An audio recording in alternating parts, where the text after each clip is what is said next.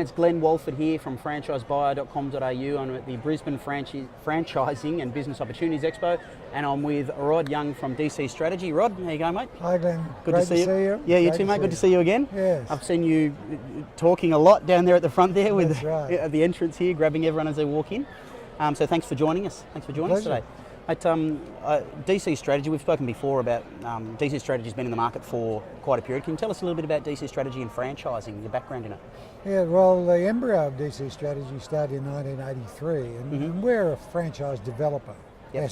In essence, we develop the structure and strategy and the commercial policies and economics, of course, of franchise systems. Yes. We're a full-service law firm specialising in franchising. So our legal team develops the franchise agreements, disclosure documents, and all of the distribution type agreements, supply agreements, shareholder agreements. Yep. And we also have a brand and marketing and technology division. And that's a more recent one you were saying? That's right, yep. Yes. That's been established over the last 12 months because we see that a brand is so much more critical today than ever before, and will continue to do so, and the way it's marketed. And also the IT, the technology, how do you capture your customer base, how do you deal with your point of sale, how do you market to that customer base below the line.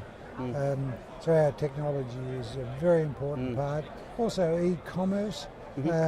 If a business doesn't have an e-commerce strategy, an internet strategy, it's actually missing out on a really critical channel to market. So would it be fair to say since 83 DC Strategy, for a period of that, you were very much involved in processes and systems development and legals for franchise That's right. Prospects or potential franchise companies, and then you've really moved into more of a much more holistic, full service That's for right. franchise brands? Well, we're the only end-to-end franchise consultancy actually in the world. Okay.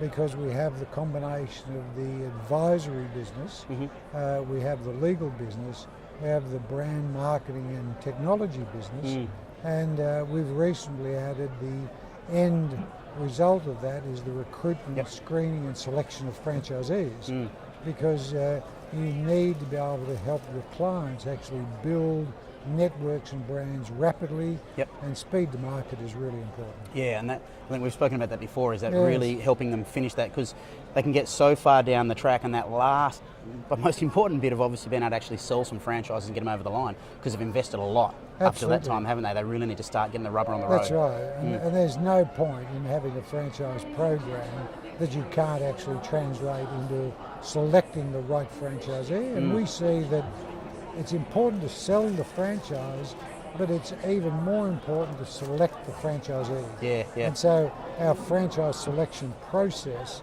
is actually being developed on the back of the way in which we develop the franchise program itself. Okay. So you customise it to fit. That's right. Okay. That's right. And it's really a question of how do you modify a franchise system to actually suit the marketplace, right? Rather than how do you change the business? Because the core business needs to be maintained if it's to be reproduced. So who are your typical clients? So you have people come to you at startup and also more mature franchises as well for assistance in growth? Okay, absolutely. Obviously, we're a cross-section of the business. We work for major organisations that are moving into franchising.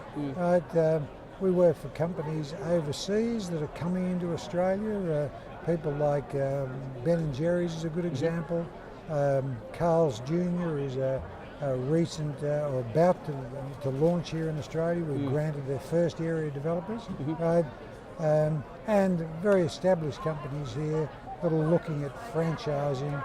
And ANZ Bank is a good example of their mortgage solutions business. So established, proven, big business that's looking at the HR strategies associated with franchising. But at the other end of the scale are obviously new startups. And a good example is Boost Juice came to us when they had 1 or 2 locations. And you were heavily involved with the Boost Juice. And we were involved in developing the franchise program and helping them expand the operation. But Boost is just one. And that's ended up just being a small business, hasn't it? That's right, yes. Well, that was recently sold to Bain Capital and valued at $185 million. That's a hell of a success story. It's a wonderful success story, but I think that if we look at businesses like Pie Face, Donut King started with one store with us. Jenny Craig Weight Loss Centres, a lot of people think that's an American business that came to Australia. It's actually a business that's the first Jenny Craig Weight Loss Centre in the world started in Australia. Is that right? And I was involved in the development of that franchise program, expanded in Australia and then took it overseas. And that ultimately was sold about 4 years ago to Nestle for $600 million. Wow.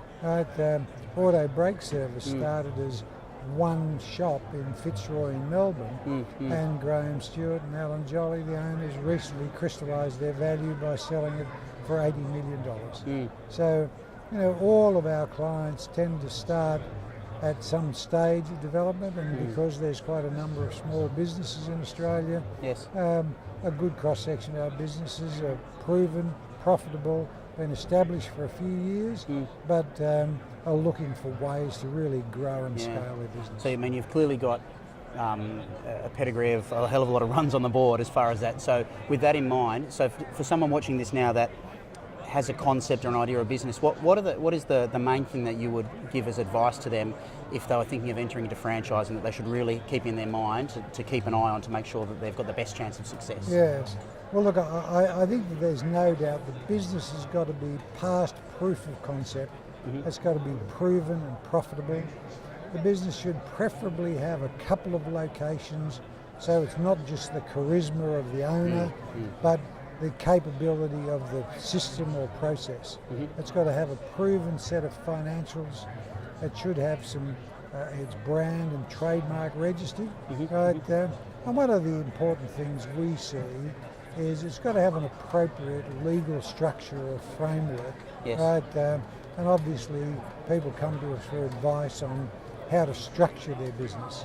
But probably the single common denominator of all of the networks where we've granted franchises and grown networks in Australia, the single common denominator is the owner-operator's got a passion, a fire in his belly, and really importantly, prepared to invest in his business and invest in good expertise to grow the business. Now that might be self-serving, but the point that I make is how can you grow a $50 million business with a $10,000 investment in advice? I think that the thing that most of our clients have profited from is good advice in terms of the structure of their business, their strategy, their economics, their commercial policy, their legal agreements and disclosure documents, their personnel structure, their brand, marketing and technology, and of course then how to correctly recruit. And it costs money. And I say to people, if they're not prepared to invest in their business, how can they expect franchise owners to invest in them?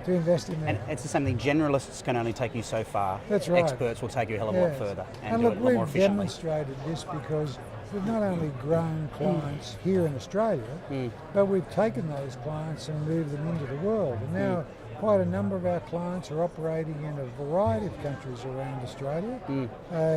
And we're heavily involved now with Cartridge World, and they're in 1,400 countries, 1,400 sites in over 50 countries around the world. They're moving heavily into India, aren't they? Is that We have 70 stores in India, and just opened in the Middle East, and we're open in just about to open in Togo, Burkina Faso, in Central Africa. Mate, you're a busy man. I'm surprised you get any sleep. Rod Young from DC Strategy, thanks so much for joining us, mate. Much appreciated. Thanks, great advice. I wish all of your listeners every success. Great, thanks, Rod. It's Glenn again from franchisebuyer.com.au, and we'll catch you again soon.